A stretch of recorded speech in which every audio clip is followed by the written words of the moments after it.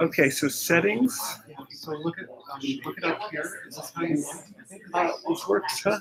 Will the top disappear when I hit present, maybe? That I don't know. Okay. It sounds like a fair assumption, though.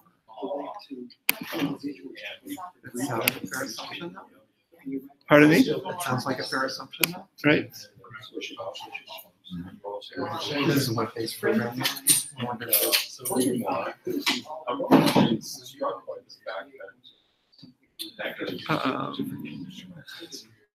So this might be full screen. Yes. Okay. Great, thank you so much. Yeah, absolutely.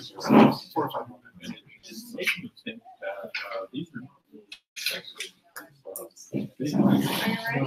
I think let's wait a few more minutes. Just You know what so just 2 minutes more, maybe for other people. Okay, sure, yes. Hi, Greg. Nice to see you. Not bad. You?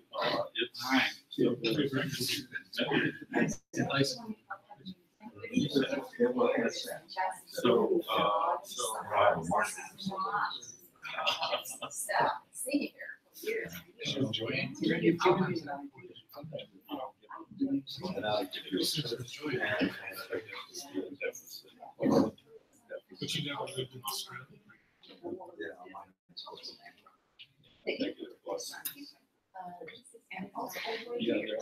But Marcel Mose saying this. He says that he throws basic. There's no one. Based on vacation. We might have come under our because socially For example, we would like to say you get something. Well, I think you have to. So I can't go into that. I think it's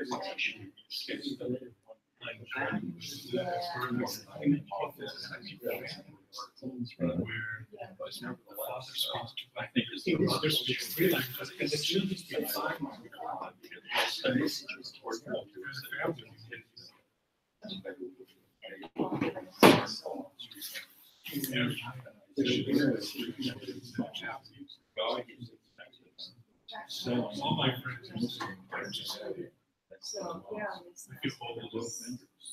Very lazy. And Yes. Thank you. Yeah, I was. Do you want to come sit here? No, I'm fine. The floor is yours. I think this so what I've done is the way I've managed to get the traction yard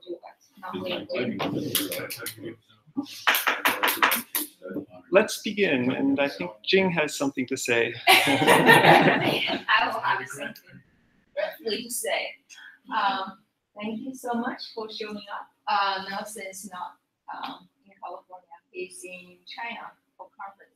So he'll be back, I think, next Monday. So we will have another working group seminar in November. So we will send out newsletters. So Nelson will help us to send out the newsletters. So Nelson will be in Texas now. So today, our speaker is Scott McLeod. I think you all know him. But I still, just briefly introduce Scott. He's the founder as well as a professor of World University and School. So you can chat with him if you want to know more about his university. And Scott has more than 10 publications during the year of 2006 and 2018. And thank you for bringing this book. And one of his representative publication is this book. So you can find this book in the library, I think, right? Yes, yes. Right over here. Okay, so it's like this. You can take a photo. So now, yeah, without further delay, I will turn the floor to Scott and tell some of your great ideas. Thank you, Jing, and thank you all for coming. And I'm excited to share with you some further thoughts about tourism studies and how it might develop further, even theoretically, with regard to physical and digital robotics, and also about unfolding HARBIN Hot Springs ethnographic actual virtual comparison project. So today, let's see if we go forward.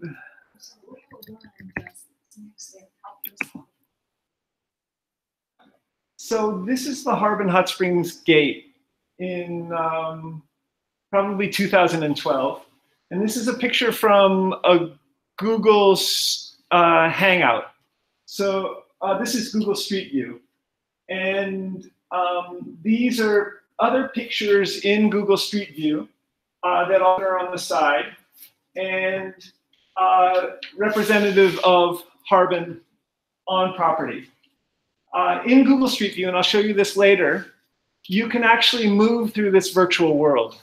So it's possible to walk down the road, this way, away from the HARBIN gate, 4 miles into the little town of Middletown, and even amble around the streets there.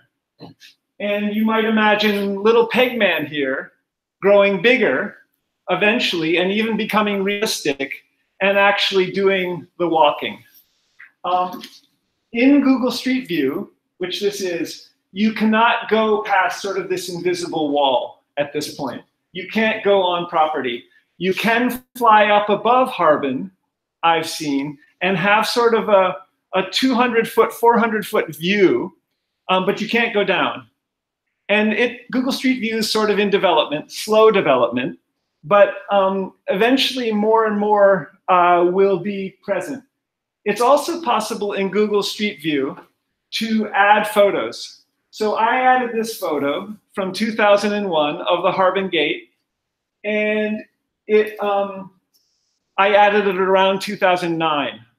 So there's a time slider function in Google Street View 2. It's right here, and you can go back between different years. You can go from 2012 to 2007 to 2000.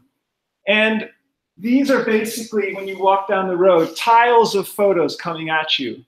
But I'm anticipating it will get much more sophisticated, and that maybe in this talk even, we'll talk about how a little Lego train might be able to be something we design virtually, digitally, that would even roll down this road eventually in Google Street View, in an application called Brick Street View, which was made by a Swedish coder in 2014, 2015, named Einar or Elner Olberg. And Brick Street View just has a little presence on the web right now. I'm not sure where it is in relation to Google Street View. But one other interesting thing about Google Street View is that it correlates with Google Maps and with Google Earth. So this little dot would take you to Google Maps. And theoretically, if I was able to add photos from different years at HARBIN Hot Springs, we could go to that year and begin to visit it more and more fulsomely. And my adding of these photos could be interpreted, and I'll interpret it as a potential form of ethnography, so of representation, of interpretation. One could also add text here on a sidebar to the left. One could also, for a STEM field site, add equations. One could add all kinds of other approaches, coding itself. Einar Olberg sort of hacked Google Street View. And the beauty of these coding technologies, of these digital technologies, is that we can add to them, we can build from them, we can create them. So a little HARBIN news. HARBIN is planning to open in 2019. Big fire in September of 2015, about 4 years ago. It was dramatically raised, and they're building it again very slowly, losing all the revenue from people checking in at the gate. But it's looking very beautiful. It's still fairly treeless. So that's maybe one issue they'll address between now and 2019. thanks very much to Nelson for writing the foreword to my Naked Harbin ethnography. Hippies, warm pools, counterculture, clothing optionality, and virtual Harbin. So Harbin's a retreat, a spa, and it comes right out of the 1960s.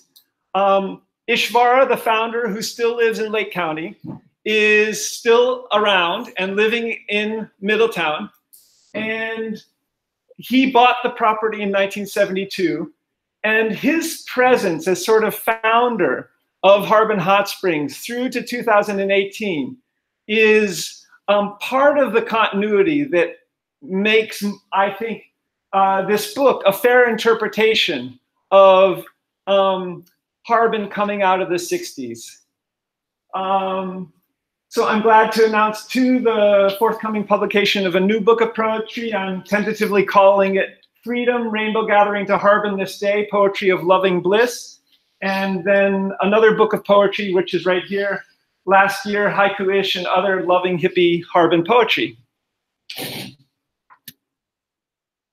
So the tourists in the information technology age and avatar bots.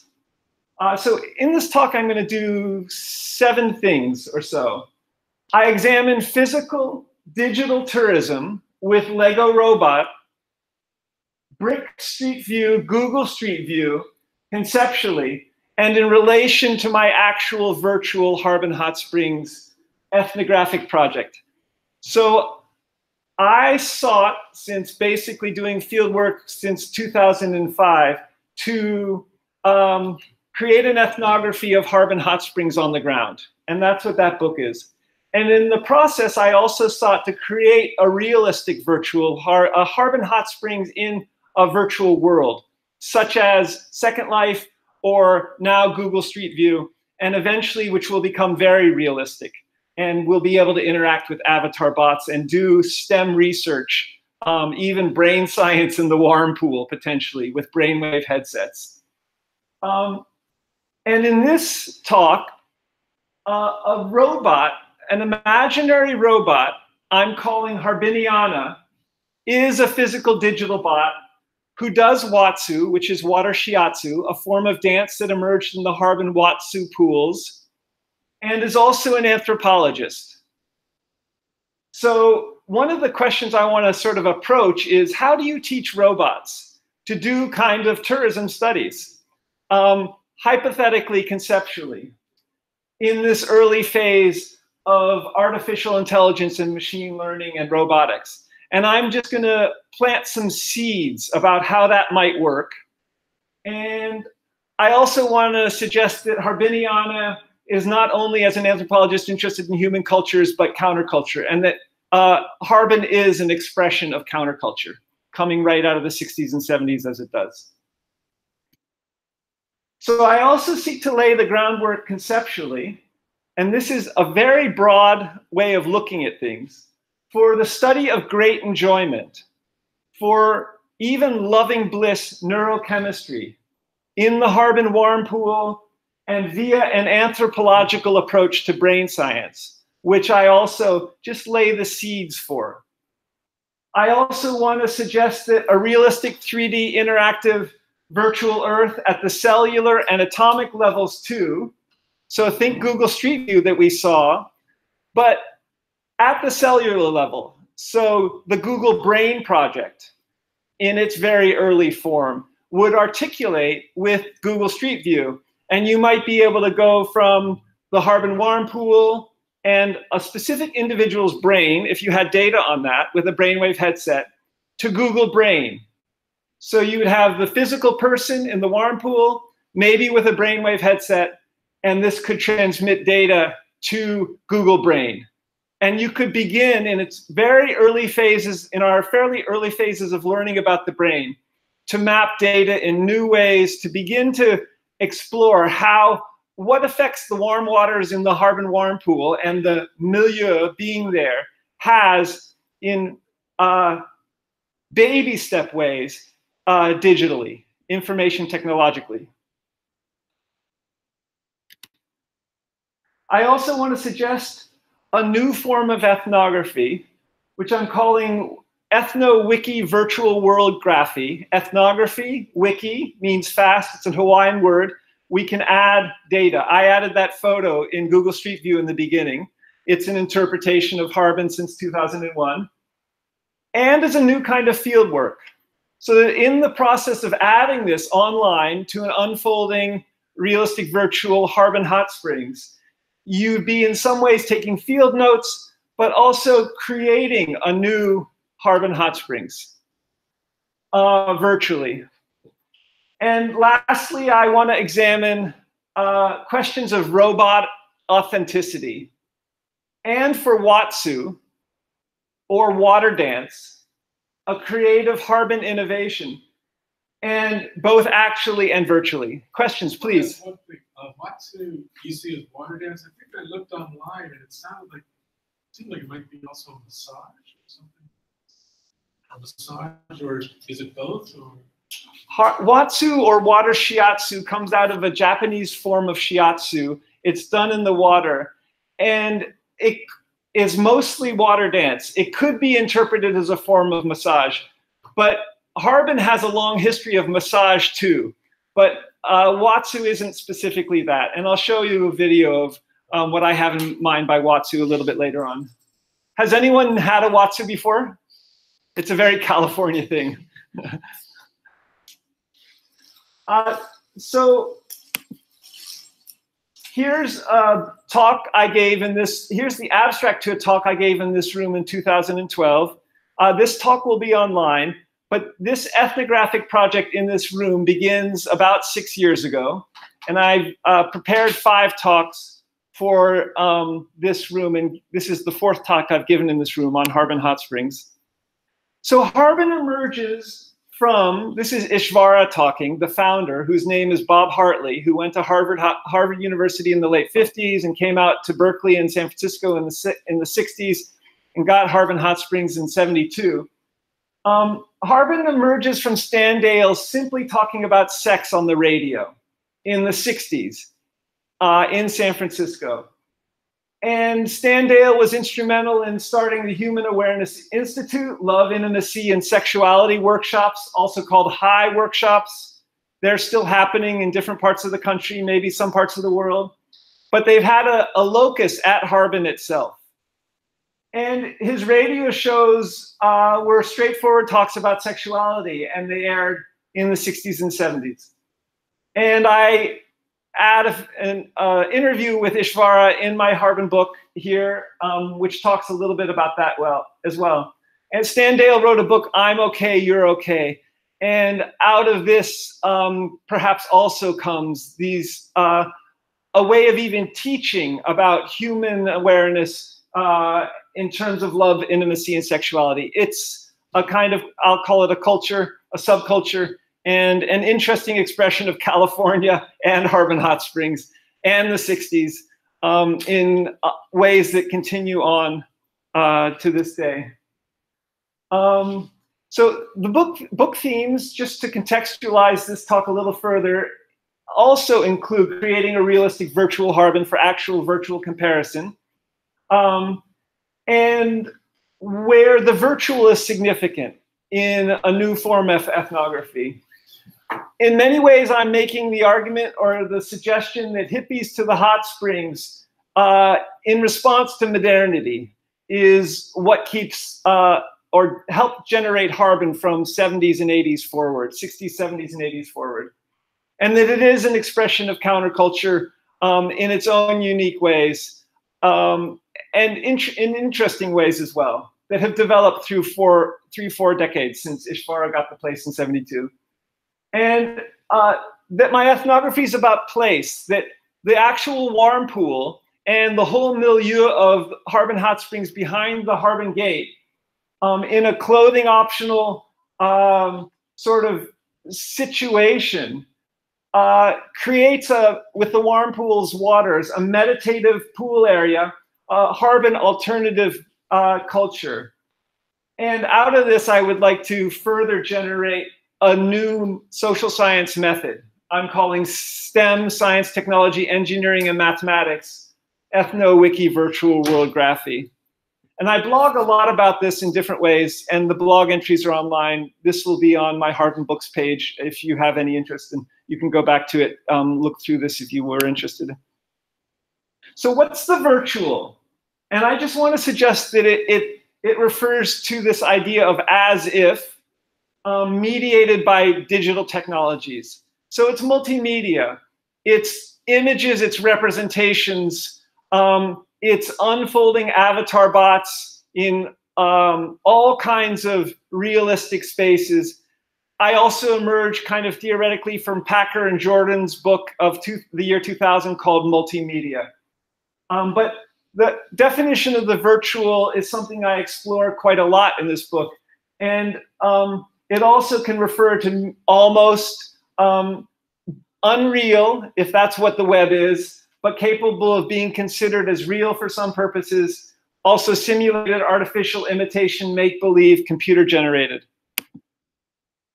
So the virtual in this book refers to the digital and contrasts with the physical. Tom Belstorff, who wrote a book in 2008 called Coming of Age in Second Life, an anthropologist explores the virtually human, where he basically spends 2 years as an avatar in the 3D virtual world of Second Life, doing ethnography.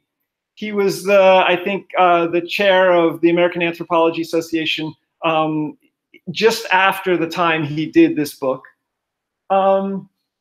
So the virtual refers to nearly so or almost but not quite, and can also relate to interaction and connection in the context of the internet. So one of the target audiences of my book are undergraduate and graduate students, with the goal of creating a course that would read our two books together in terms of conceiving of virtual worlds, of an anthropological approach to how virtual worlds will emerge further. And in some ways, Tom's book refers to and focuses on and makes the argument for techne or craft or the technology side of things. And I make a complementary argument for information.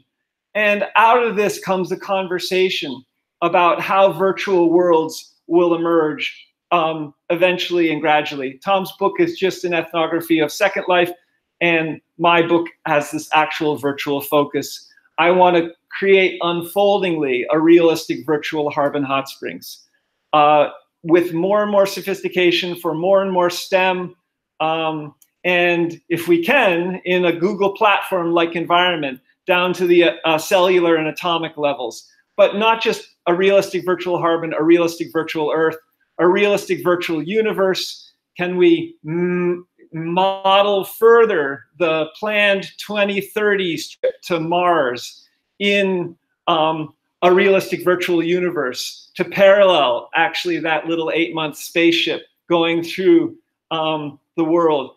Maybe NASA will contribute their images to a Google platform for this. So within the context of tourism studies, I want to suggest that the following are kind of conditions or conceptual fields with which to interpret the significant phenomenon of tourism. And that Dean McCandless's book, The Tourist from 1976, brings forth a kind of view of tourism contextualized within modernity. And for him, modernity involves, or tourism involves visiting marked sites.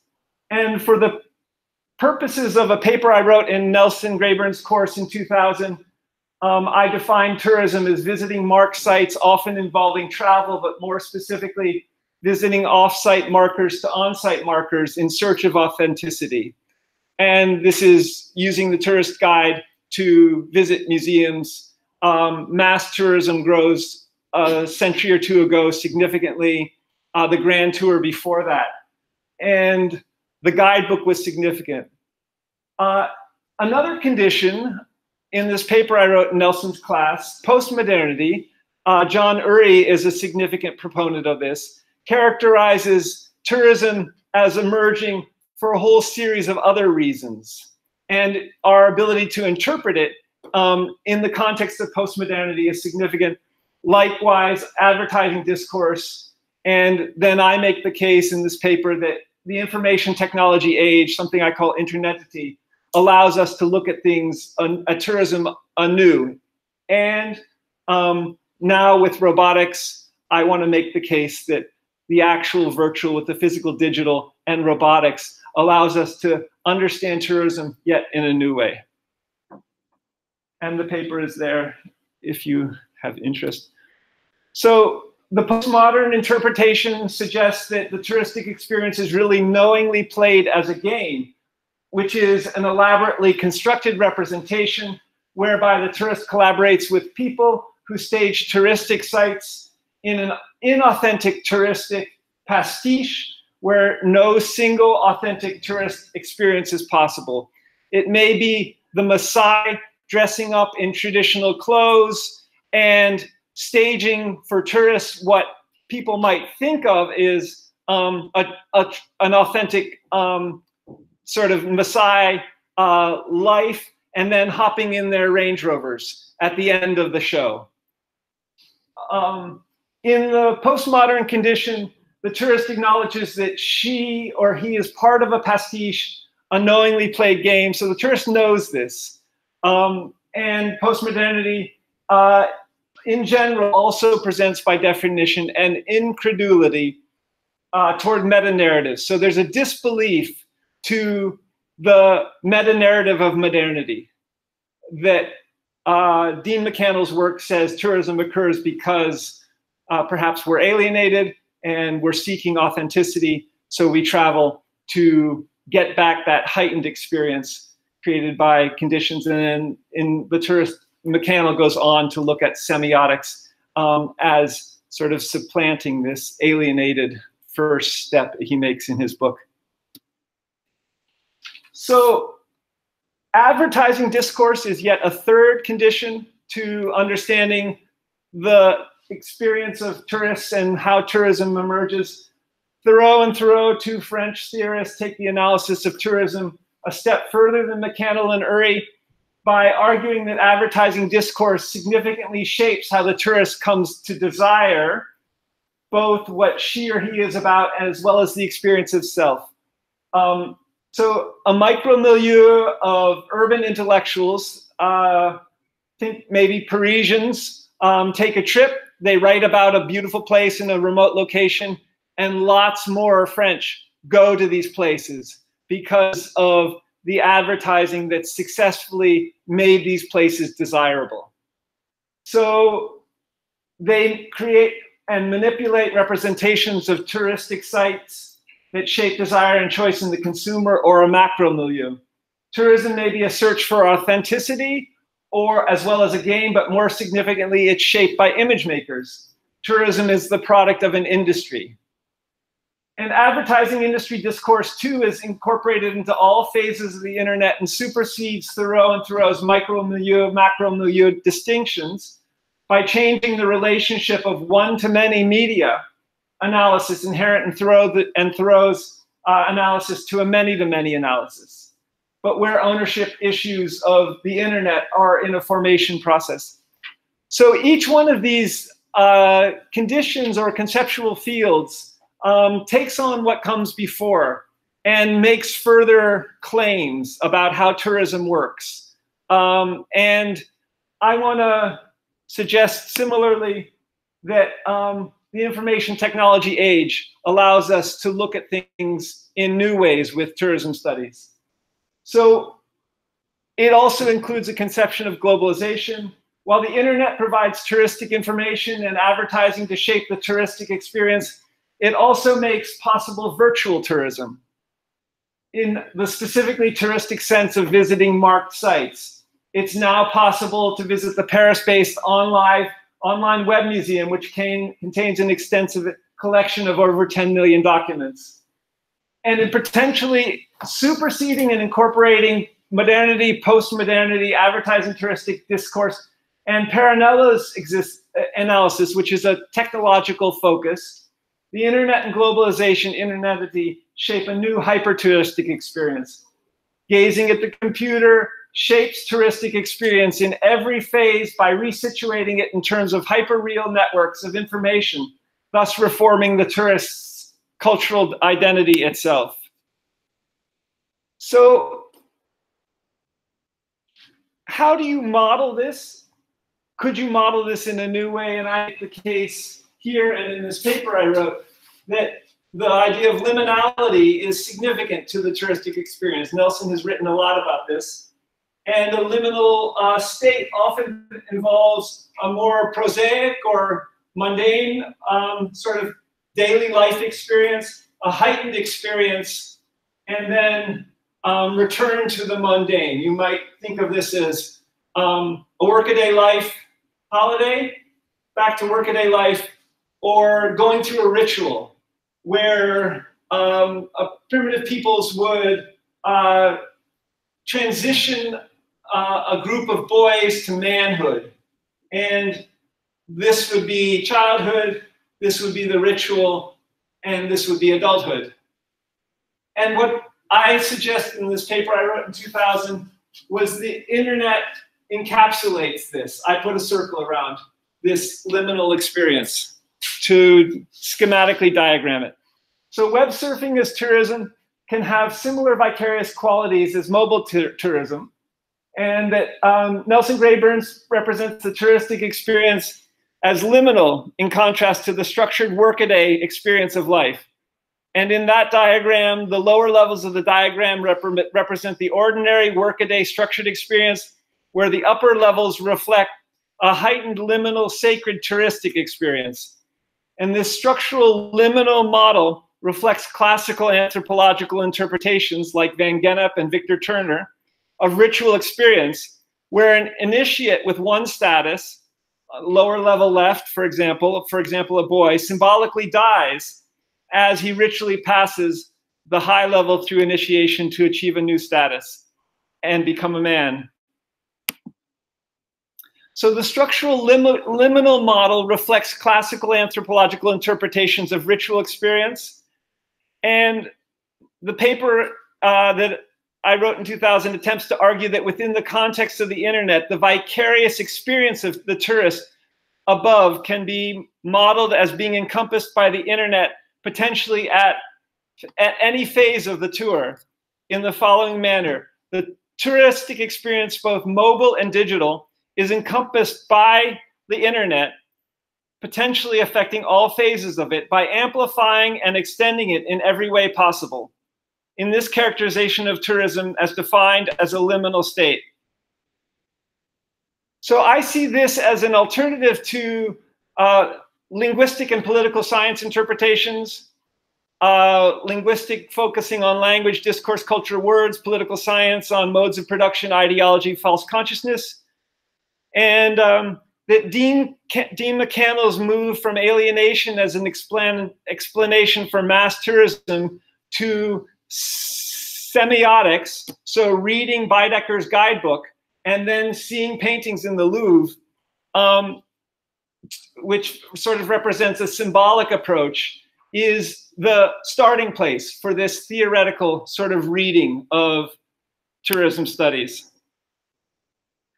So I want to suggest, after hearing a talk at Stanford just recently by a Princeton professor named Brooke Holmes, who looks at the question of nature as an idea that comes from the ancient Greeks forward, that this approach of these conditions or conceptual fields are a very helpful way for seeing tourism studies anew, and that actual virtual, physical, digital robotics as a conceptual field for understanding tourism anew again and theorizing it is significant. So physical and digital tourism with Lego robotics.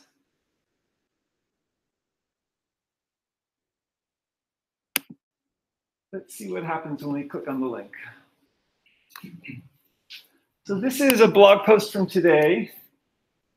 And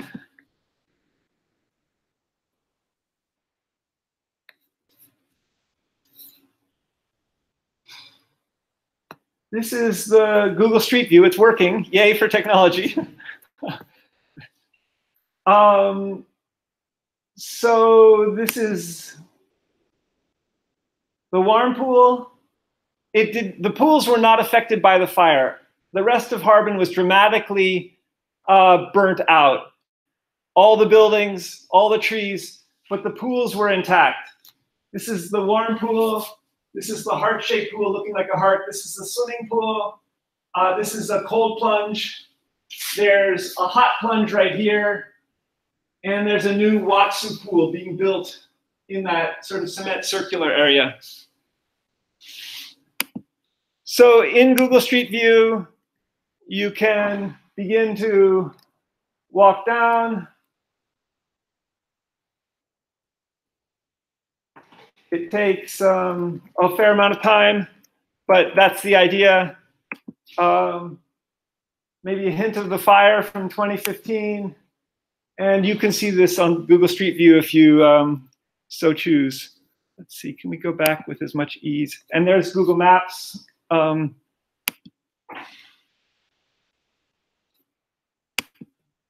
yay for technology. So one question I have with making this physical is, how could you or I, in Brick Street View, which relates to Google Street View, actually code for a Lego train, a movable Lego train? And will that emerge in the near future? And also for Lego robotics.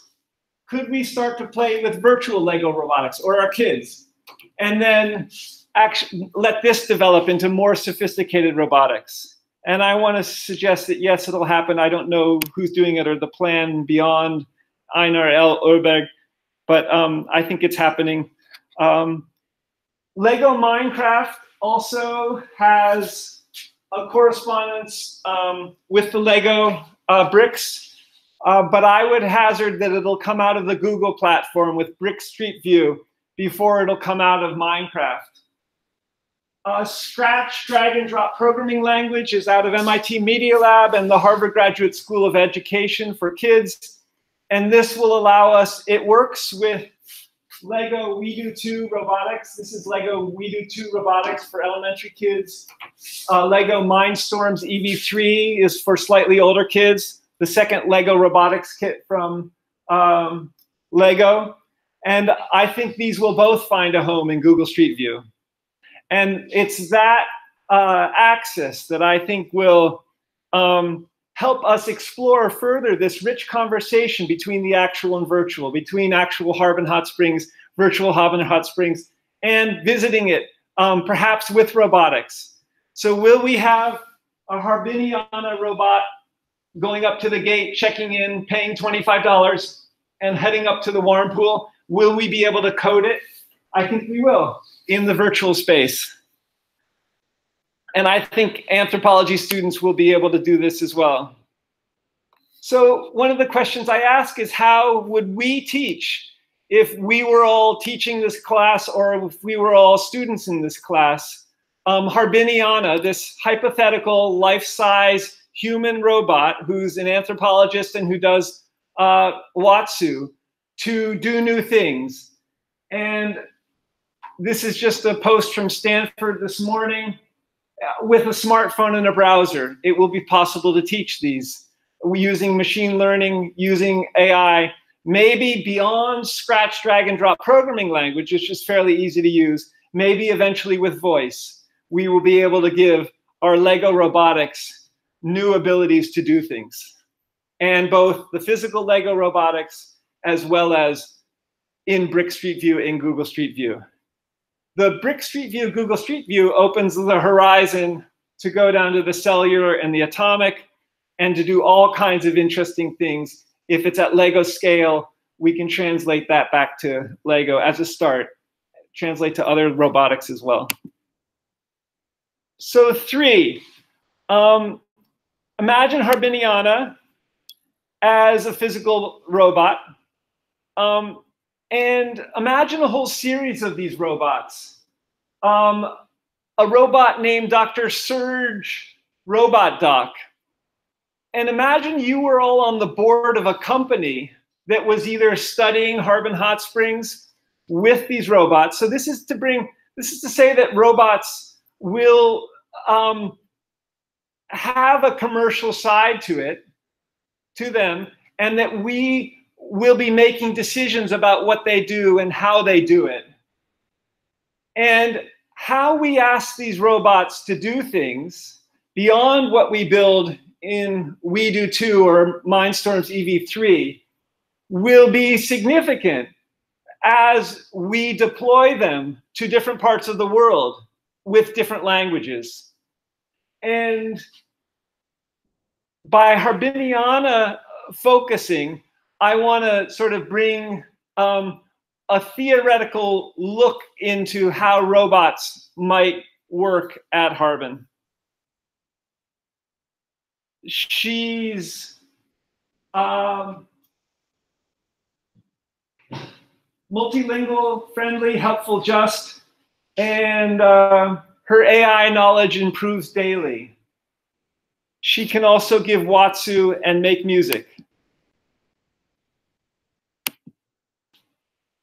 So this is a picture of an avatar from Second Life in a pool from 2009.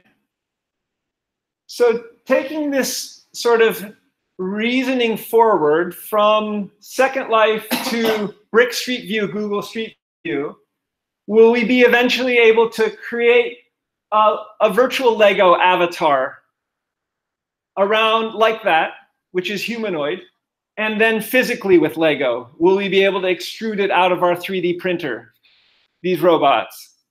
Possible. We can make WUaS already just by clicking bricks together.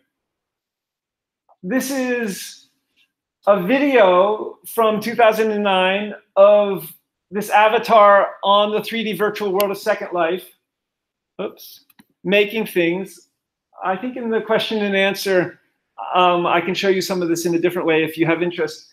The avatar makes things out of primitives, cubes, circles, pushes, pulls them, adds texture to them, adds hair, adds water. And from this, an avatar in Second Life, which is cartoonesque, can make a whole world. This will have correspondence eventually in Google Street View, Brick Street View, that will be realistic. This is a physical robot. This is one of the most interesting ones, which talks and moves. I think it's made in China, Hong Kong. David Hansen is one of the main designers. He's based in Texas a little bit. And it's Sophie. And this is the direction that authenticity is heading in for robotics. There's a long, long way to go. But I think this, as someone who's like HARBINiana, who might give WUaS in the HARBIN warm pool, both actually and virtually, is what I have in mind. I don't think I can show you this video, but this is a very typical HARBIN hot springs scene. And this is WUaS. The receiver is fully supported and moves almost wondrously, is moved wondrously through the waters, the warm waters, in a kind of dance, a kind of therapy, and an interesting expression of HARBIN hot springs. Very different from UC Berkeley, very different from the San Francisco Bay Area. This informs the culture, the alternative culture of HARBIN hot springs. It's usually naked. Everyone's naked at HARBIN, around the pool area mostly. And you can see the video in a little bit. I think that may be the founder of WUaS named Harold Dull in the top left. This is just an example of where robotics may be heading. These are fluid robotics. There's a lot coming out of Cambridge, Mass. And this will bend up and around. It spreads. And it's a very interesting, maybe early example of how robotics may be going toward more human-like forms or animal-like forms or fluid-like forms that we'll be able to code and create in ongoing new ways. So smart gel may allow us to create artificial organs for surgery, for medicine, things like that.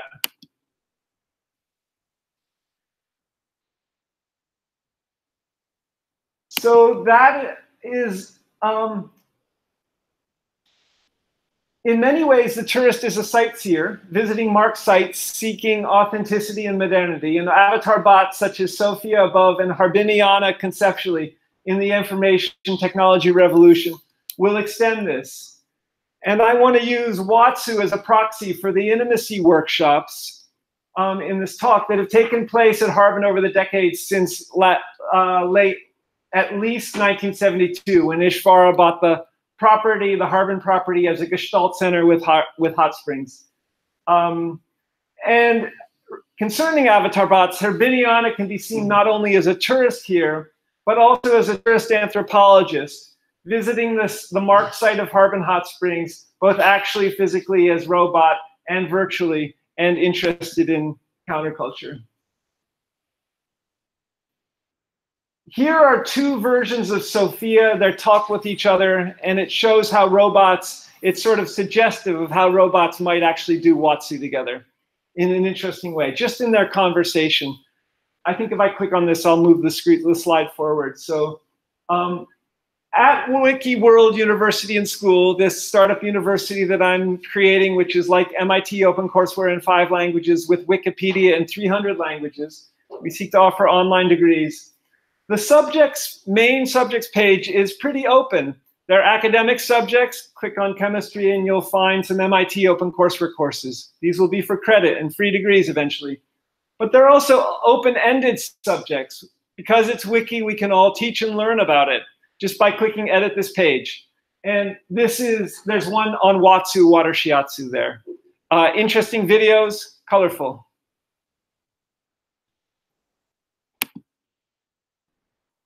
So here's a picture of a version of Sophia and the two robots debating each other as a proxy maybe for a conversation between two people giving and receiving Watsu.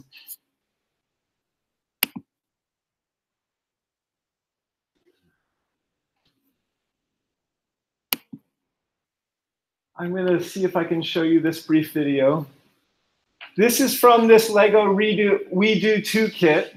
And it also gives you an idea of how WeDo 2 helps kids learn to program. So there's that blue box, making a sledge. This is only 40 seconds long or so. This is the smart hub. It connects to the laptop, and it has the batteries, the 2 AA batteries in it. That's the computer interface on the computer. That's the brick language for programming. On top of the robot's head is a sensor, and it can move. And this is also, you have a third element, the smart hub on top, you have the motor below, and you can imagine this little guy going up the HARBIN road, or in Brick Street View, that we create a robot in Brick Street View, Google Street View doing this, and there's direct correspondence.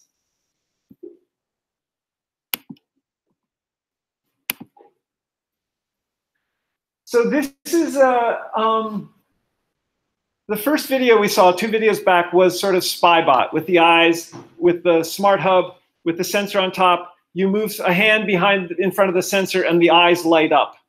That's sort of Spy Robot, a project in this WeDo 2. This is an image of Brick Street View. And it's a preliminary sort of image, but this correlates directly with Google Street View. Spy Robot is not yet in Brick Street View. And I'll show you a better image of Brick Street View in a while. This is an example of Mindstorms Ev3. These are robots we can make. They have similar components, but slightly more advanced. They have a brick programming language on our computer screen, and you can interface this brick computer language programming language with Scratch, drag and drop programming language out of the MIT Media Lab and the Harvard Graduate School of Education. So you can make more sophisticated programming for the Mindstorms Ev3. And potentially we will be able to do this in Brick Street View. So that guy could walk up the road to the HARBIN gate, check in, and go up in this virtual hot springs. Here is an example of we didn't go forward, okay. You can just see a Mindstorms Ev3 going around what could be a pool and moving parts. Those parts could be WUaS recipients. And the Mindstorms Ev3 could be the WUaS giver. And you could code for that. Here is Mindstorms Ev3 going into water.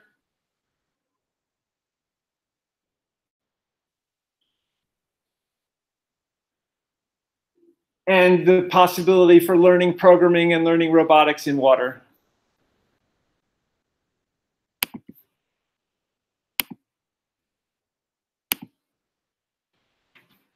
Here's another set of robots, a little salamander-like robot, a bunch of modules that click together, not Lego, but it works in water. And so the HARBIN project I have in mind ahead involves bringing together these Lego robotics eventually towards realism. Maybe it'll happen more towards realism in the virtual Google Street View with something like Second Life than it will physically, but there'll be a conversation that emerges. So how will we be able to program? First, grow Pegman, that little Street View little avatar, but also program Harbiniana in new ways. And that, I would say, as anthropologists and studiers of tourism, could be a way of teaching the robot and also coding towards tourism. How do you get Harbiniana as that Mindstorms Ev3 to go to the HARBIN gate and check in to spend the night at HARBIN, the virtual HARBIN? So loving bliss, great enjoyment. When you're in the zone, when you're listening to music that really, really moves you, neural cascades of pleasure is how I characterize this. And for me, actually traveling to and soaking in the HARBIN warm pool is great enjoyment. And somehow, as an anthropologist, as an observer, I would say that loving bliss neurochemistry bubbles up. How could I begin to think about that, both from a science perspective, but also an anthropological interpretive perspective, such that maybe in writing about it, other people could access loving bliss, neurochemistry, physiology of neural cascades of pleasure. And there are many ways, but is there an on-off switch? Is there a way to get to bliss just by clicking the same music again and again that moves you greatly? And how many qualities of bliss are there? And how heightened can you go? How deeply blissful can you become? So I want to suggest that there are unique qualities of what I'll call neural cascades of pleasure in the HARBIN warm pool. Partly it's related to, I think, a kind of relaxation response, meditation response, which Herbert Benson's book came out in '72, thanks to the warm water. And that meditative aspect from the warm water is part of that. But there are other qualities. And I also want to suggest that the drug ecstasy might have parallels, might be biology for comparison. So MDMA stands for methylene dioxymethamphetamine, and it has complications and side effects, but it repeatedly, almost like an on-off switch, can create kinds of ecstasy for many, many people. Interestingly, How could you begin to assess that naturally or with brainwave headsets in unfolding ways? So just to sort of suggest some seeds, an anthropological approach to brain science would bring a focus on loving bliss as an experience to study.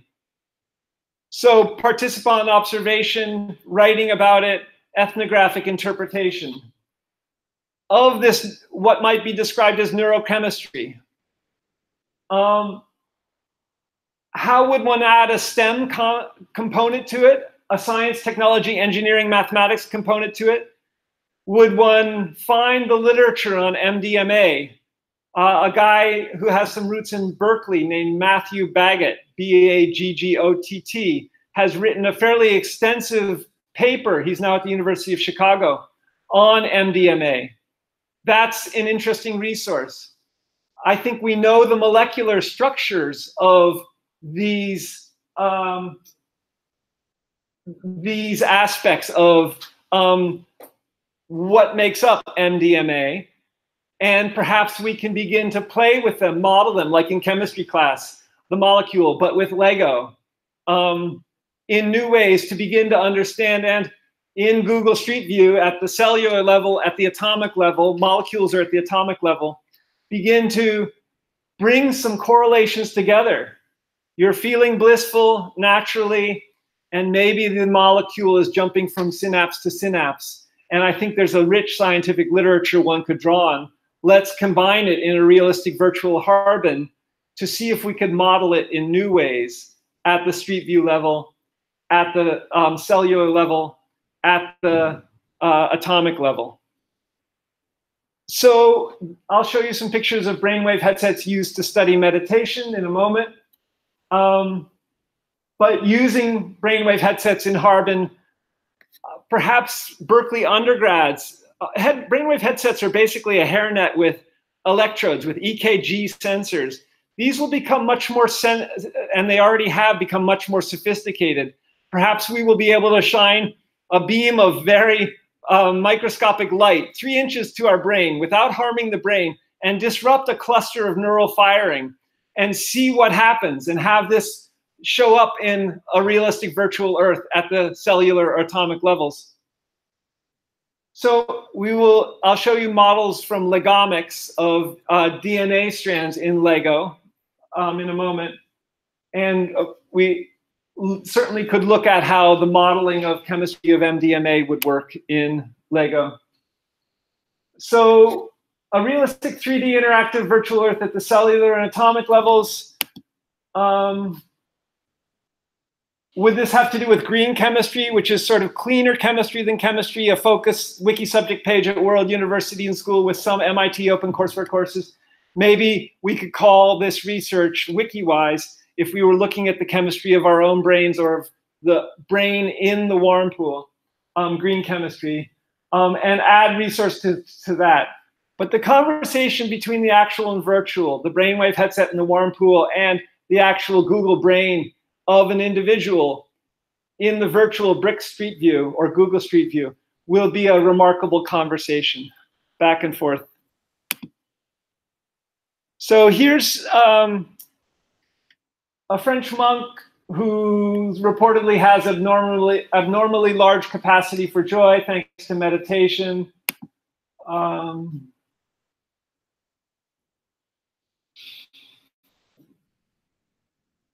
I think this has been a focus of study for some decades now. Here's the monk, Ricard, and there's one brainwave headset. These are used, they're still in their infancy in a lot of different universities. Berkeley has a lot, probably. Models of the brain. His name is Richard Davidson, I think, at University of Wisconsin-Madison, who's done a lot of research about brain science and meditation. But there are a lot of researchers that go back at least since Herbert Benson in '72 and before.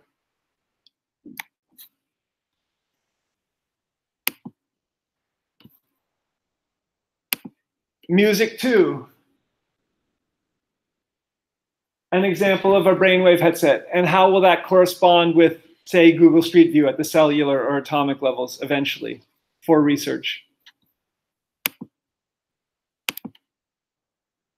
So a picture of Legomics, potentially like in, this is the cellular level. DNA, genes are much bigger than atoms and molecules, but perhaps our kids or grandkids will be playing with these to learn genetics, and that this will have its correlation in Google Street View or at the cellular, at the genetic level as well. I'm optimistic, and I'm also heralding a realistic virtual Earth for species. And I would like to have a realistic virtual Earth for experimentation and for even reproduction. How would this emerge? Google Poly, a bunch of different approaches. So MIT has a focus on Lego atoms and molecules. They've had it for a couple of decades.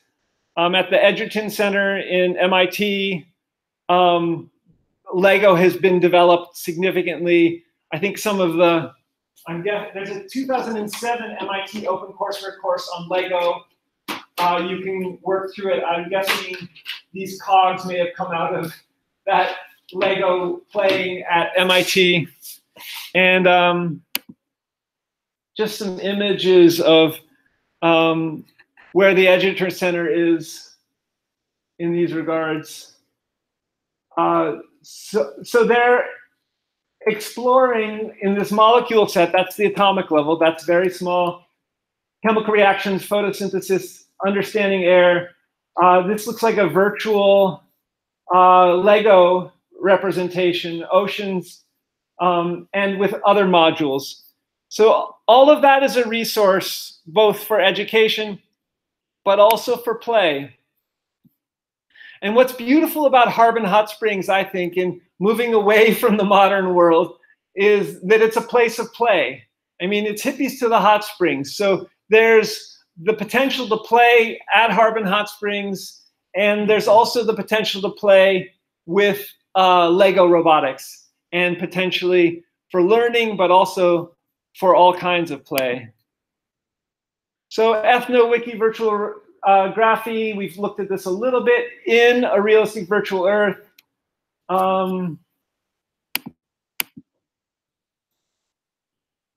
What I would like to create, and this web page is a focus on that, is a research group. And that this would be part of a course, and it would include virtual HARBIN generation and a realistic virtual Earth cosmos generation. Hopefully it would be the Google folks. Maybe it'll be Stanford students creating this with TensorFlow also.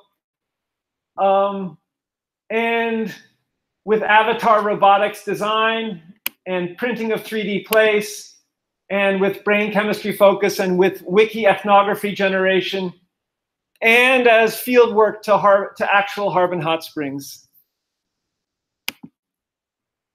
And what's interesting also in these regards, I just was at a talk on this past week with in the energy resources exploration group, the geologists at Stanford. It was about the Livermore Oil Fields. And it was part social history of how people had gone to the Livermore area and tried to find oil and put up derricks. And there's remarkable, rich possibility of corresponding the Livermore oil field exploration with that history, Google Street View with Time Slider, and trying to get at what's beneath the ground from on the surface. So this is part social history and part geology, because it produces 25 barrels a day on average. Amazing, impressive. So HARBIN's waters come from geothermal sources. They're not heated in any way, shape, or form. So HARBIN's kind of an expression of a natural expression, thanks to geothermal processes, piped into a beautiful pool area. And those geothermal processes will be remarkable to model in Google Street View 2. This Google centricity allows for unfolding or iterative sort of creations of knowledge.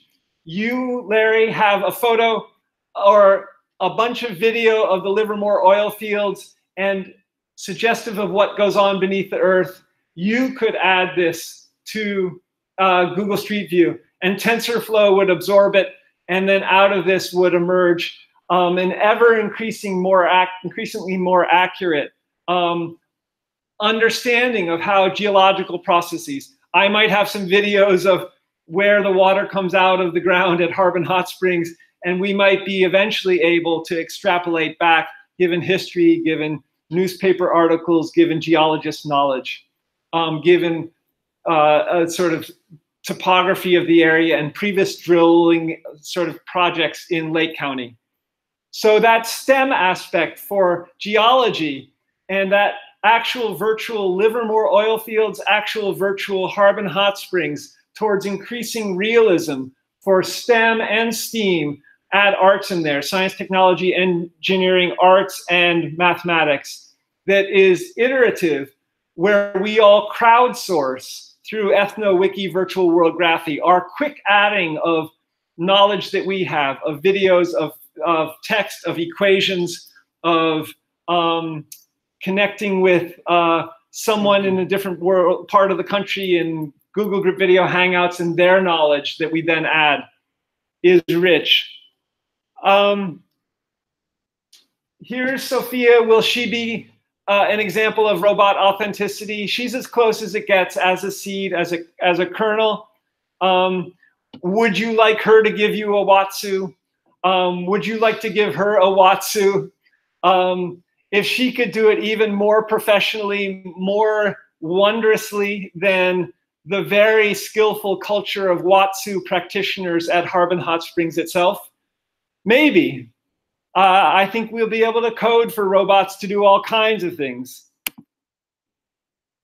So what's authenticity? It's genuineness based on facts. Often it relates to or denotes perhaps in existential philosophy an emotionally appropriate, significant, purposive, and responsive mode of Apple life, of human life. If we can do this as if, virtually, and mediated by digital technologies, great.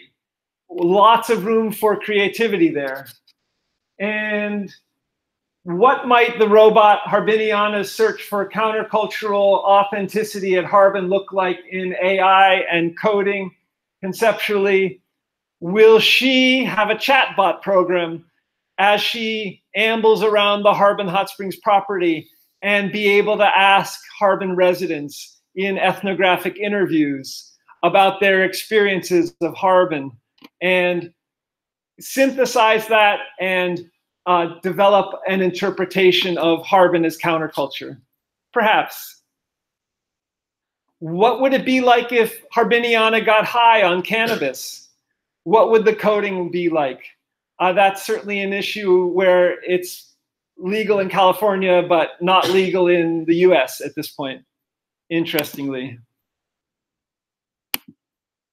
So to summarize, I'm curious if we can even cut some Lego in new ways out of this Google virtual reality and surgically for direct correspondence with the actual physical world.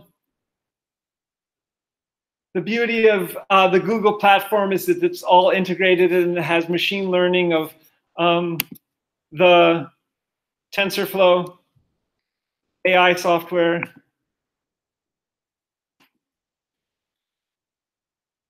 You could imagine this being an early virtual surgeon and also an early Lego brick producer with more precision. This could probably scale down to the cellular or the atomic levels than most human surgeons or maybe the Lego design software in Denmark. I don't know.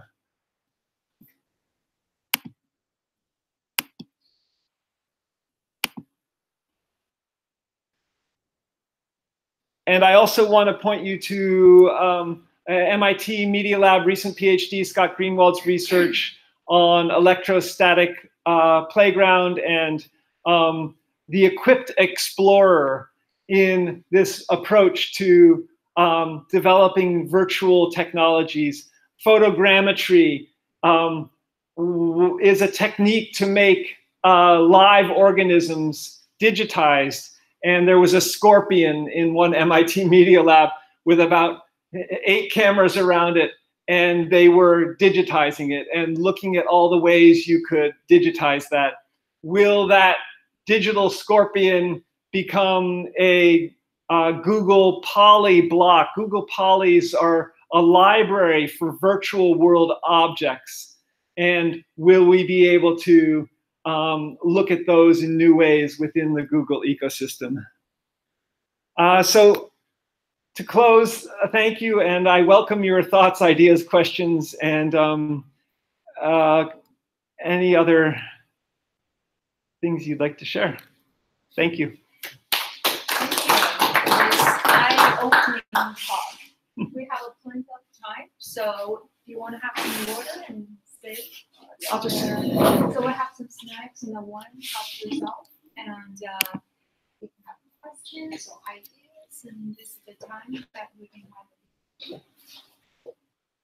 Bert. Yeah, fascinating talk, and as you say, opens up all kinds of possibilities. The one thing I kept thinking of, and you sort of alluded to it at the end, is designing these robots, what they can actually do. And you mentioned surgery, and I could understand where you might have one that's so precise that it's a better surgeon than a human being. I couldn't help thinking as a historian, any way that you know of or that you've read about where these robots might in some way elucidate something in history past that we human beings otherwise might not have access to. Could they be programmed in some way? Has anybody played around with this?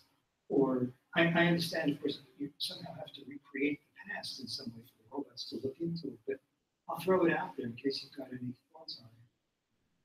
There was a great Twitter post the other day from a researcher, a museums researcher in Boston area, who went to Haverford College as an undergraduate. And she mentioned the terrorist attack in Boston and how it created all these remembrances. And she, as a compassionate museums researcher, very creative too, wondered how if she was going through these resources some years after that terrorist attack, she might not be sort of touched if a robot was doing it. So if she was looking through these resources and felt grieved with this one image of someone who had been hurt, she might spend hours and not get the job done of creating this set of resources for future people to visit. Now, if you could do this with a robot who wouldn't be touched in the same way, either physically, the robot sifting these resources, or in a virtual world, a Google Street View for all museums ever, the robot could be much more efficient. So perhaps that's a good example. No historical anything. Allows the historian to become more empathic or sympathetic, to focus on specific things.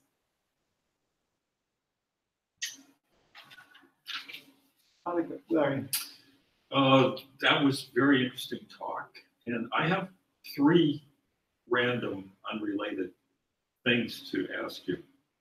One is I was struck by how Sophia, the citizen robot, is Saudi Arabian. And I wanted to ask how is Sophia Saudi Arabian? And the second thing is I was struck by the French monk with an abnormally large capacity for joy through meditation. And my question is, how do we measure joy? And my third thing is more of a comment than a question, but I enjoy your work, and I think all of it spirals around concepts of virtuality and authenticity. You're fascinated with virtual things. And I wonder whether something that is virtual is inevitably inauthentic in a sense, in that one of my favorite things that I ever came across was that Hayakawa, who used to be at SF State and then was a senator who was always falling asleep, he was a really incredible scholar, and he picked up on something that D.H. Lawrence had written about symbolic experience and blood experience. In other words, you have a spectrum where at one end of the spectrum you have blood experience. When you are experiencing that thing yourself completely into that experience, where you can move away from that toward symbolic experience, where suppose you have that experience and you write about it, someone reads it, or suppose you take a movie of something as opposed to something that you go there, or suppose you go to HARBIN Hot Springs versus going to HARBIN Hot Springs on with a virtual reality thing. And I think that in a way, maybe we never ever really do achieve anything which is a complete blood experience. But are we cursed and fated never to be able to have a blood experience by definition almost, if that experience is a virtual experience? So there are three things for you to kick around. Great, thanks for your interesting questions. As I understand it, Sophia became a Saudi Arabian citizen partly because Saudi Arabia would grant citizenship to a robot. And that's maybe also a comment about the significance of citizenship in Saudi Arabia.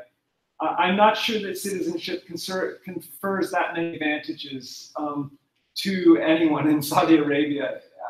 And so, but that specific history of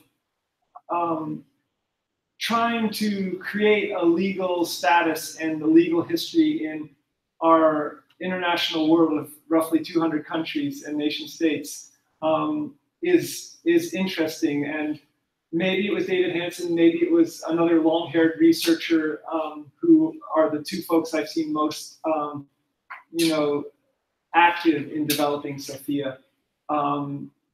Maybe it was a way also of reaching other countries. I don't know. Joy is a great question. I just heard a talk at Stanford by Shige Oishi. He's a Japanese researcher, was just at the University of Virginia, became a Columbia University professor, I think just this year. He studies happiness. And he got his PhD in Minnesota or something, coming over maybe as a student. And his research is really kaleidoscopic.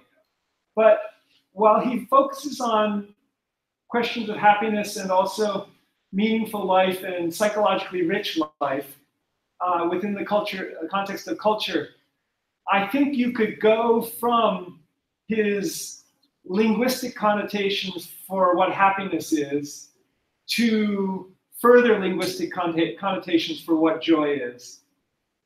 But going to your, so I would say, in the world of academia, it's eventually language that can be such an opening avenue to research. So whether with joy that lessens the blood experience or increases the symbolic experience or vice versa is another set of questions. And how do you get to, I'll call it the blood experience, going to your third question, of heightened loving bliss? Do you use MDMA as a reference experience for joy and ecstasy and loving bliss, self-reported and reported by many in a clinical trial? Or do you tease out joy from happiness, from loving bliss, from ecstasy, and go at it the scientific route, write scientific papers about it symbolically? And how could we take the opening that Hayakawa offers and sort of go in the blood route towards, interesting academic and experiential sort of understandings of joy. Please clarify your questions if I didn't address them. No, that's good. Okay. I just wonder if you could talk more about the brainwave headsets, where you envision those going. I mean, far in the future, they're going to, if they're stimulating us instead of the atomic, almost molecular level, in other words, used atomic and molecular level. In that case, is far in the future, is there going to be a situation where, I mean, physically we're not in the pool, but the sensation, the visual and tactile sensations indistinguishable. We think we are the distinguished the two. That way, I think it eventually. So I've used one brainwave headset called brainfingers.com, I think in 2007 in Greece.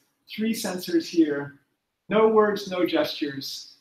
You had to be chill, and you could interact with this computer screen, again, no words, no gestures, to select letters from a digital keyboard and spell words.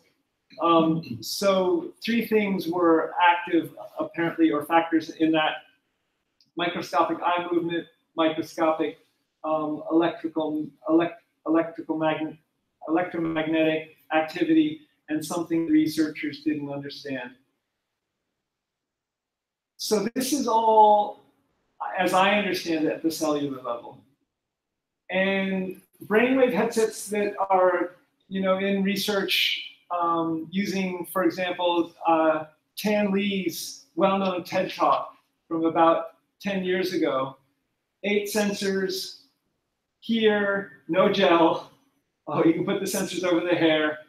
And you could move a digital object like a cube on a screen, far away, close. You could rotate it, and you could make it disappear with just minimal training. And then in another interesting MIT brainwave headset with robotics example, a Twitter post, you had a subject with a brainwave headset and a robot programmed to, almost looking like a drill, but a drill on an arm, choose between 3 boxes, 3 holes on a plywood board in front of it. And the program was getting the robot arm to choose according to certain criteria. But the person with the brainwave headset, without words or language, could override, supervise with the language, like a boss supervising a worker, the robotic arm running on this program to choose a different hole because the supervisor saw that that was the correct hole or something like that. So all of this brainwave research headset activity is kind of going from something the brain puts or outputs, produces, to the screen spelling letters, to the cube, moving it close, far, or overriding the robot's programming. And there's lots of interesting conceptualizations of how it might go the other way. The MIT researcher Ed Boyden, who's a very innovative neuroscientist and thinks we'll be able to understand meaning at the atomic level, sort of suggests and has shown through something called expansion microscopy. Electron microscopy has been around since apparently the 80s or 90s, but expansion microscopy is something that he's done newly. And basically at the atomic level or the molecular level, he's added a polymer-like material, so baby diaper material that absorbs water. Baby diapers absorb water. And at the atomic level, ever so small, added water, expanded it, and taking videos of that. So that's nothing to do with a brainwave headset, but that's to suggest we can get in there and we can start to begin to figure out maybe what's going on a little bit, naming the processes, developing further experiments, and maybe we can eventually connect you know, a brainwave headset that would go from what he observes in maybe the amygdala at the atomic level, in terms of the brain activity, out to the brainwave headset, create, you know, pathways there. The sort of creating experience beyond the digital mask is, you know, maybe an implanted chip or whatever. You know, we've got these inputs, these ears and these eyes and this and the body, and we're already creating little experiences that way. But I don't know if we're going to bypass those with the chip and go directly to the visual processor and generate, you know, put a little video player in that chip and have that chip connect with the back of the brain or the, you know, the eyes, behind the eyes, in a way that, we can see a movie, you know, without going into digital mask. Because my understanding, there's people like you mentioned already been speculating, theorizing about that to create artificial sensation in the brain. Yeah, I think it's the development of the hardware that makes it all possible. That's so creative these days, and that correspondence of the physical and the digital. If you had it in one realistic virtual Earth, everyone's got these remarkable simulations on their computer hard drives and in their own clouds, and they're fragmented around the world. So I think the Google platform is very fruitful in those regards with TensorFlow and things.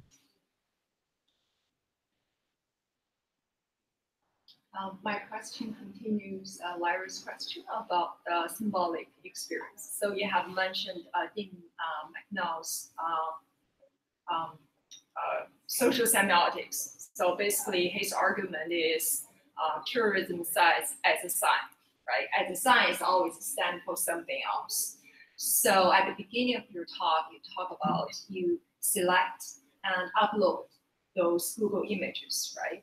So when you select it and upload it, these different type of images, have you applied this, this approach? I mean, social semiotic. What kind of image or what kind of symbolic experience that you want to offer your audience by selecting these images?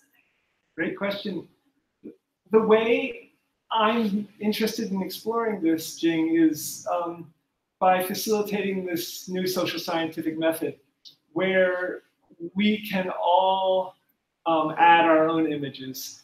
And then maybe it's not easy to get a critical mass going in any social media site. And a Wikipedia movement with language communities in 100 languages out of their 300 languages, but I think not in 300 languages, you know, as an example of that. But these people in this movement are all either creating Wikipedia, Wikimedia, Wikidata, coding structure, or they're adding editing. So they're not, you know, doing it from a touristic perspective, but the possibility for touristic researchers to add sort of a focus maybe on heritage, on museums, and particular interpretations, arguments, theses. I'll add these 3 videos of a trip I took to these 3 UNESCO World Heritage Sites, which have these themes in common, and make the case that, you know, these will be understandable in new ways in a realistic virtual Earth from a touristic perspective. So it's a little bit like book publishing. And I even wonder whether we'll be able to create new forms of the book in a realistic virtual Earth. If we could have on the left side of the screen a text, and if the ethnographic book we were writing had a lot of drama, like a crime scene where the door was opened and it was connected to a bazooka, and the bazooka went off, and this was a news report, you know, from the 70s. could you actually publish that with the avatar bots involved in a new way in the historical fiction crime genre, not touristic studies, not with a sort of semiotic approach. And this is, you know, so I think the potential to address those questions by many different people that you ask is yes, and in new ways. How do you interpret authenticity? Larry mentioned authenticity and inauthenticity. So in my book chapter, I argued that there's no authenticity and inauthenticity. There's authenticity and authenticities, right? When you upload the images and when other people, they can also select and upload all the images. They actually, this whole destination or tourism sites are socially constructed. So there's no way to say there's authentic or inauthentic. It's just singular has changed to plural. So yeah. Great. No, yeah, I would agree. I mean, I think Uri was responding to McCannell, and Thoreau and Thoreau were responding to Uri and McCannell around even questions of authenticity. And the internet facilitates that in new ways. If this, you know, museums researcher in Boston got robots to pull together the memorabilia and remembrances from the terrorist attack in Boston in new ways, would the robots, either virtual or digital or physical, either actual or virtual, put this together in a new way that would further define questions of authenticities and write books? And would you be able to critique it as being inauthentic from an internet studies perspective, or inauthentic from a McCannell perspective? And just socially constructed. Nice to see you. Thanks for coming, Greg. Scott, you brought together several different strands of research and thinking these problems. I wonder if you might have looked at things like simulator training for pilots, or now the work that's emerging from self-driving cars.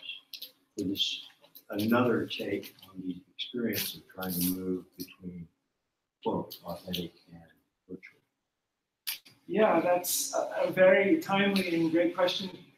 I'm excited about Lego robotics for flying.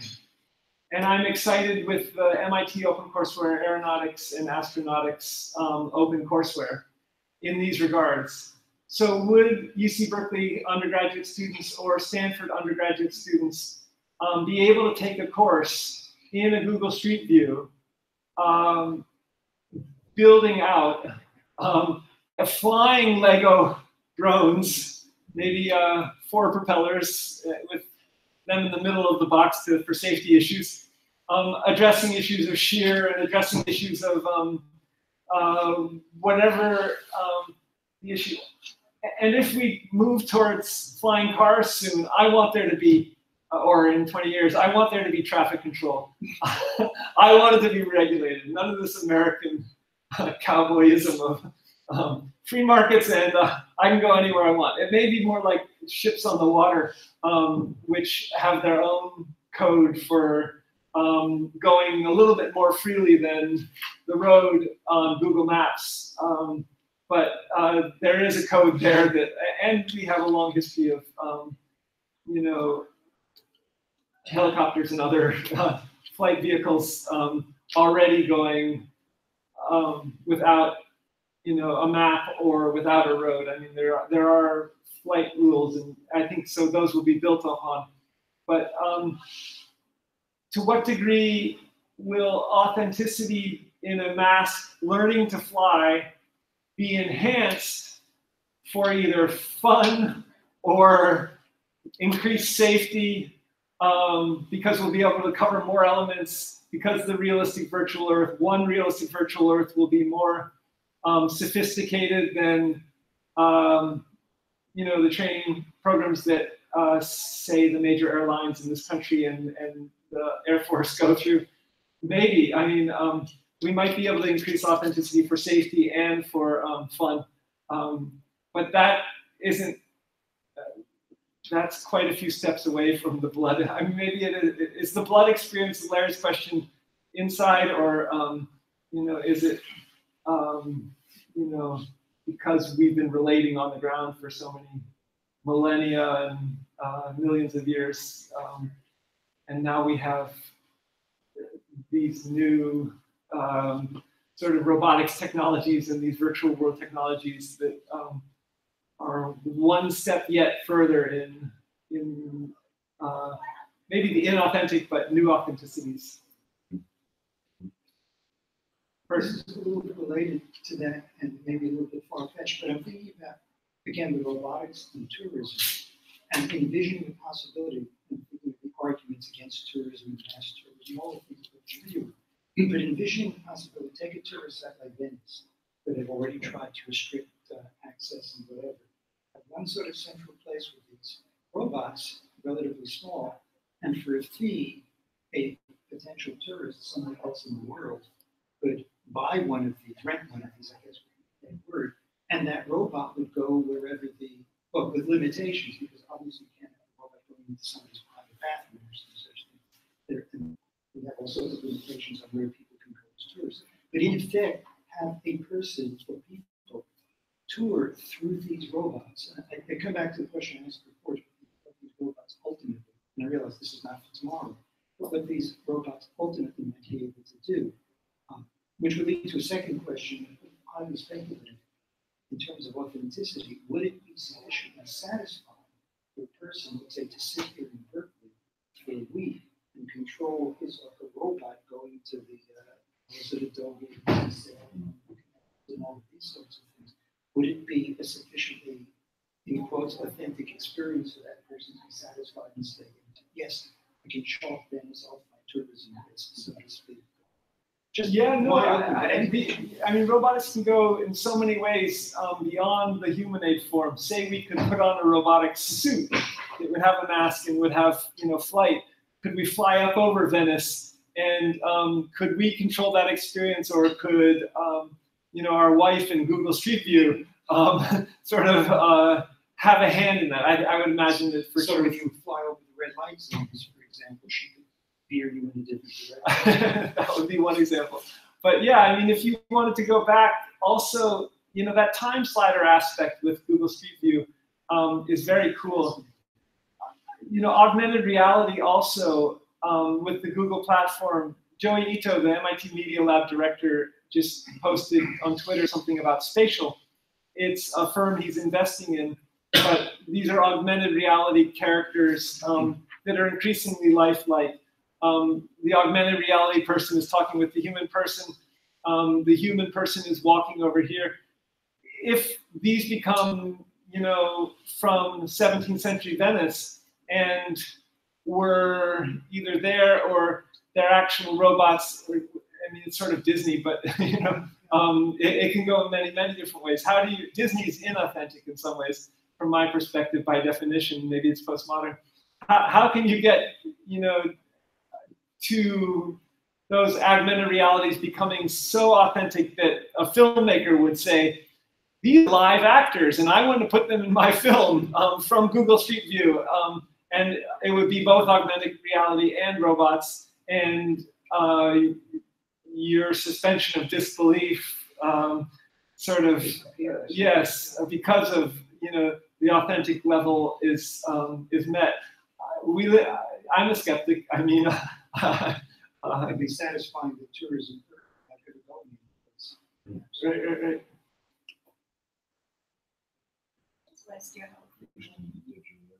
So I have a question. So when you train the robots, right, especially for the robots who can talk, where's the data come from? Great question. So I'm excited about that for both the possibility of machine translation and World University and Schools Academic Press. Both of these books have been published in that, and this next book will be as well. But also from the perspective of chatbots. And as they grow in their sophistication and use and interlingualness, data will become ever increasingly significant. So one way conceptually of thinking about data resources in terms of law too is in terms of Wikipedia's backend structured knowledge database called Wikidata Wikibase in its 300 languages. And Wikidata Wikibase just in the past year has released its sort of first version of a sub-project called its lexicographical project. And in the lexicographical project, the ontology or structure of knowledge of Wikidata, and a whole movement is growing this out in 300 languages, is developing parts of words and in the lexicographical project, even meaning of words. So sense of words is part of this ontology project. You might imagine as this data grows in Wikidata Wikibase that a conceptually hypothetical Google Translate, which is end-to-end translation, all 100 languages go through one translation process in Google and then come out in their right language. It's not from to, it's all its 100 plus through one to another 100. Google draws often on Wikipedia for a variety of reasons. As the data sources increase with sophistication, so Google Translate drawing on Wikidata's lexicographical project, the translation will become more and more sophisticated. And for chatbots too, so maybe these chatbots will start picking up what you say in Chinese and what I say in English and synthesize it, add it to the database on top of the Wikidata Wikibase sort of lexicographical project and its whole other sort of set of resources. That's one approach. Ask Baidu and ask the Mozilla and Linux Foundation, and you'll find other approaches. What you have talking about is really how to train the data. So I think the question at the heart question is really where the raw data comes from. Like I'm training the robots, and last year I was in Tokyo to help them to train the sex robots. So the question is really how to teach the sex robots to talk like a prostitute. So where's the raw data come from? So that might be a little bit boring. I mean, it's also to talk like a scientist or an anthropologist or a poet. I think you can probably get the raw data for a prostitute from Wikidata Wikibase too, but the language might not be. I mean, science is always making up new words, and poetry and literature have often many connotations to a variety of maybe even different conversational emergences. So I don't know, is that the wiki idea is that we can all add our resources, and Wikidata Wiki movement, the Wikibase is a remarkable resource that could grow. Yes, so we can take one more question. Yes, please. Well, I have a kind of a comment question that spins off of Bert's, what he said about Venice. I was thinking that if we want to experience Venice, one way to experience Venice that I experienced a while back was there was this great movie called The Tourist that you might have seen. I think it had Angelina Jolie and Johnny Depp, and it takes place in Venice. And the whole movie practically is in Venice, and it's wonderful. You see Venice all over the place. And I was thinking that in a way, this is kind of like a virtual exploration of Venice, but the difference is that in a virtual exploration, you are autonomous. You can use the joystick so that you can walk from HARBIN Hot Springs to the town and go off the path, all this kind of stuff. Whereas in the movie, you are programmed. You have to go in a particular way and see things from a particular point of view. And it's kind of like the difference between being an autonomous tourist and going on a guided tour. If you are an autonomous tourist, you can wander around and go up and down alleys and things, as opposed to if you're with a guided tour, you have to go where the guide takes you. But in a way, the guided tour is more authentic because if you don't speak the language, you're not going to get as much out of it as you would if you have the guide. So it kind of was making me think about how, in a way, it's not accurate to talk about a continuum from authentic to inauthentic, because really, in a way, it calls into question what authenticity is. You know, like there are different definitions of what the authentic is. So that in Mexico, there's a village. And is it the way that Robert Redfield presented it, or is it the way that Oscar Lewis presented it? And you got into that a little bit when you brought in false consciousness. False consciousness sort of destroys the authentic to authentic spectrum. So it's an interesting, you know, like HARBIN hot springs could be experienced in probably lots of different ways. For some people, it might be horrible. You know, like if you brought an extremely conservative minister to, they might experience it one way, but what is the real experience of HARBIN hot springs? Is it joy, or is it moral horror? You know, I don't know. Or it becomes a question of power. Pardon me? It becomes a question of power. Who controls what is authentic in a social way? We get into that. It's tourist or Yeah, I the mean, local. I think with the HARBIN example, and coming out of the 60s and 70s, and you were a student at Stanford in the early 60s, is that right? And that there were so many different experiences of the 60s and 70s in the Bay Area even. The hippies to the hot springs is an interesting sort of, could be extended to an interesting exploration of authenticity.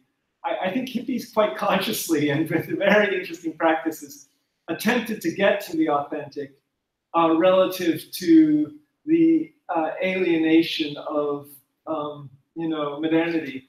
And that Dean himself, I think, could be argued, having written The Tourist in '76 or published it then, to be a kind of hippie at the time. I think that might have changed. So maybe The Tourist itself is an expression of, you know, his maybe resolving the question of feeling alienated by modernity, by structures around him, and going the symbolic route where there was more authenticity, writing with his silver tongue this remarkable book that, you know, I think captured maybe a theory of the leisure class. I mean, I think hippies had time on their hands to protest, you know, the Vietnam War and come out in favor of affirmative action, to do civil rights marches. But where that goes with robotics and you know, and the internet, there's a deep history of alternative thinking, countercultural thinking in the web, from the homebrew clubs and making Apple in the garage to I think the well, and I mean the web and Stanford and Berkeley come out of the 60s and 70s significantly. That's quite a ways back right now, and it seems like we're maybe less authentic because of it. I don't know, but there's less opportunity perhaps to explore, to actually create authenticity through a trip to Nepal or a trip to India as a student at Stanford or at Cal. And that it might still be possible to create authenticity with robotics in new ways, but it's partly the making process that would be the authenticity producer, I would hazard, I think. Thank you. Thank you. Yes, thank you. So we don't have a dinner later on. So enjoy your Friday. Thank you. Thank you for coming, and thank you, Scott. Yeah, thank you, Scott. That's a really